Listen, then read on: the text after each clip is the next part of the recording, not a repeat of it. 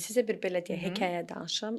Bir qadın vardı. Deməli, bu 2 ildir qaynana-qaynata ilə bir evdə yaşayır və gedirlər. Oğlanda da heç bir problem yoxdur, qızda da heç bir problem yoxdur. Çox güclü sevgi ilə sevib ailə qruplar bir-birlərini və danışırsan, həqiqətən görürsən ki, qızda heç bir problem yoxdur, şüuraltısında heç bir analığa tam hazırdır, uşaq sevən bir xanımdır, eynilə də yoldaşı.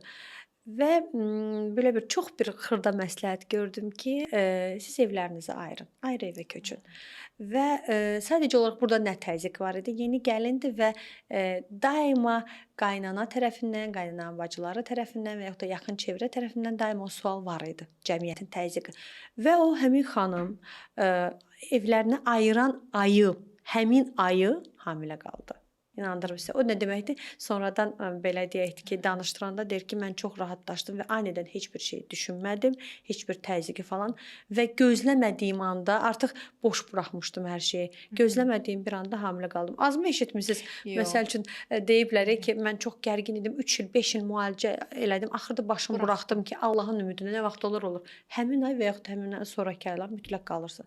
Nə zaman ki sən artıq orqanizmi boş buraxırsan, şüur altını buraxırsan taleyin ümidinə, onda artıq beyin relakslaşır, bədən relakslaşır və dərhal hamilə qalırsan.